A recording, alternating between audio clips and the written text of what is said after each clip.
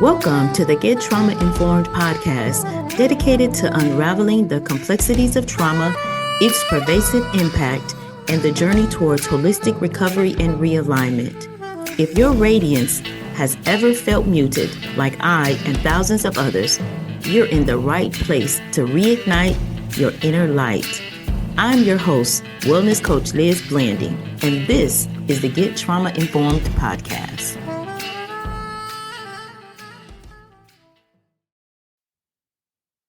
Well, hello, and welcome back. We are chugging along. We are now on week number 7. Last week, we covered rebuilding emotional safety, regulation, and building relationship trust. So I hope that sat well with you when you were able to walk through and work through.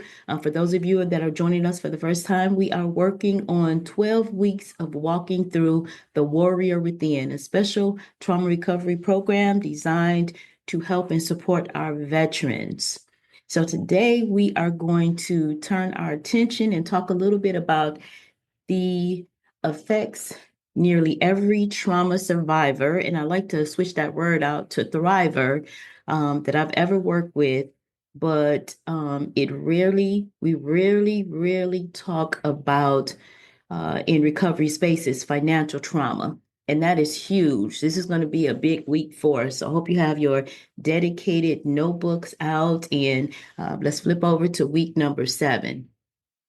Whether you were raised in poverty, endured job instability after military service, or stayed in abusive relationships because of money, this topic hits deep.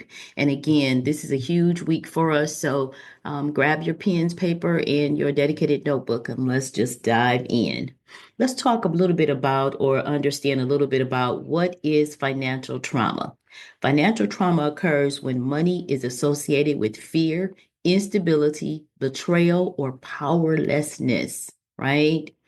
You may have grown up in a household where money was always scarce, okay? And I can identify with that. And also, it's the financial literacy piece that is often missing in some households as we're growing up. We just don't get the financial piece, and then our parents did not get the financial understanding, so there was no way to pass it on. And we don't get any real financial education through our educational system. So hence why we would have a trauma now around finances, because it wasn't something that was taught.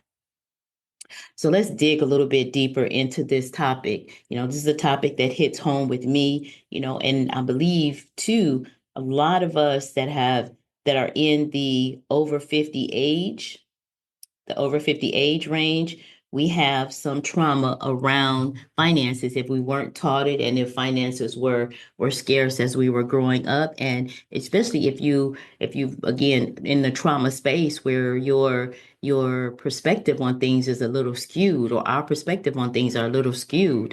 So let's continue. We may have experienced financial abuse in relationships. We may have left the military and struggled to reintegrate into the civilian workspace. We may have gone through bankruptcy, evictions, or chronic debt. Again, oftentimes we utilize shopping. That's another way to anesthetize some of the pain that we're not dealing with trauma, overspending. That's another way to cope, because in the moment you get that feel good rush, and then you have to deal with the consequences after. The results, even when the danger is gone, the fear of not having enough remains. What it feels like, or what does it feel like? Anxiety when checking your bank account, panic when an unexpected bill comes up or an emergency comes up. Statistics shows that the majority of Americans cannot put their hand on $400 in the case of an emergency. And oftentimes we're living from credit card to credit card, or from debt to paycheck, right?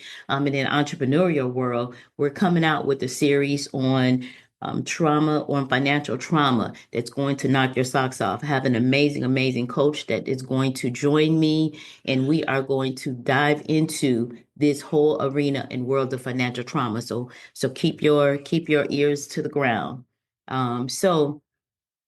Shame when asking for help. Oftentimes we'll sit again in silent suffering. We feel like there's a shame and there's a stigma put on us because of lack of finances. But think about it. It bears the reason that if you haven't been taught, we take on the financial blueprint of what our parents showed us, and then getting into the world, if we have not been exposed to a different way of handling our money or finances, again, that sits there on us. Or if you get a large sum of money and you don't really know what to do with it, nobody is teaching you what to do with it or mentoring you what to do with it, then how are you going to win? Well, we're going to change that, because we do have tools in the program that can assist us in generating revenue and diversifying our assets. Okay.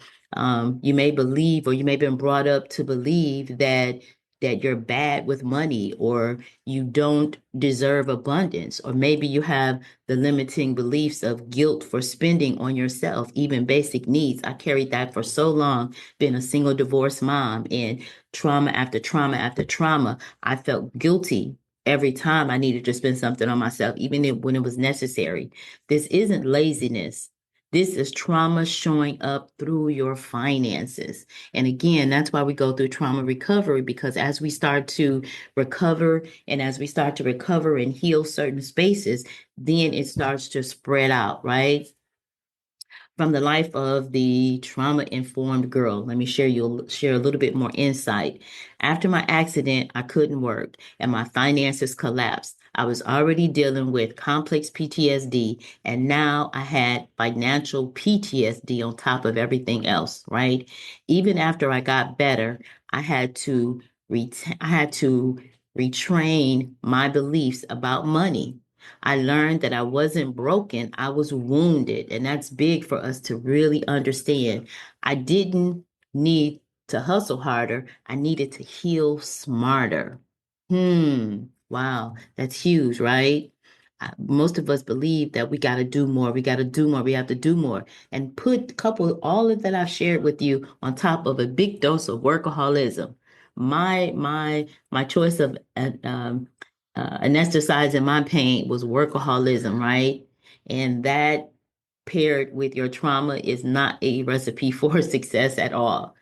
However, let's go into our spiritual reflection. Philippians 4:19 says, "And my God will supply all your needs according to his riches in glory in Christ Jesus."